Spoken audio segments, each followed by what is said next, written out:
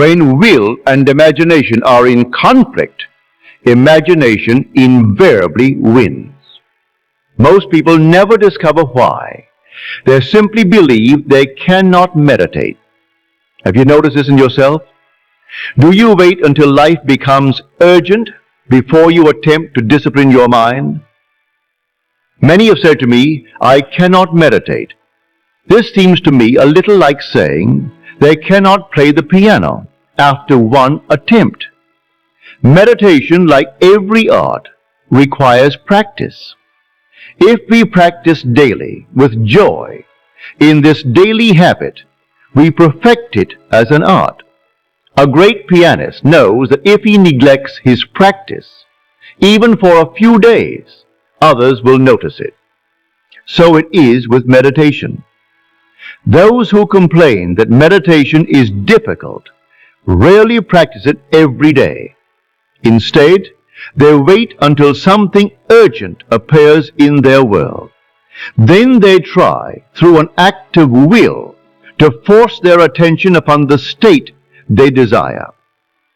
But they do not yet understand something. Meditation is the education of the will. And when will and imagination are in conflict, imagination invariably wins. What then is meditation?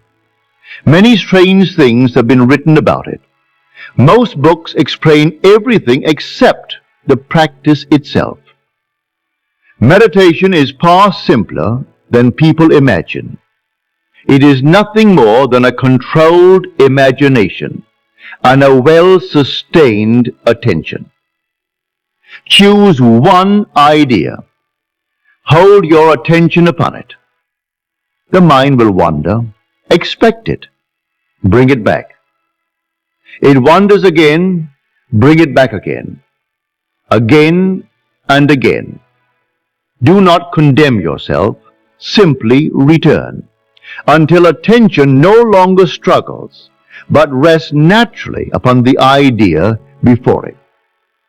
The idea must fascinate you. It must become the most compelling thing in your world. The power of attention is the sure guarantee of an inner force. All meditation ends the same way. The thinker discovers that he has become what he has been contemplating. The undisciplined man's attention is the servant of his vision rather than its master. It is captured by the pressing rather than the important. The disciplined mind chooses what deserves attention. Silence is the highest praise. I have spent years training my attention, not for curiosity, not for entertainment, but to become master of my own vision. I would hold my attention throughout the day, allowing it not to weaken, not even for a moment. This is training for higher adventures of the soul. Do not think this is easy. The laborer in the field has an easier task. No empire ever sent its armies more quickly to crush a rebellion than everything within us rushes to interrupt our meditation. The beautiful face of one we love appears before us. Old enmities and fears beleaguer us. They all come trying to lure us away from our task. Before we realize it, an hour has passed. We have been thinking but not meditating.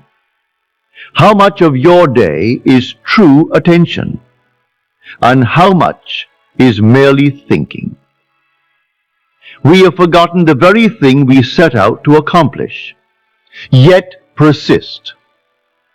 Will you persist? Week after week, month after month?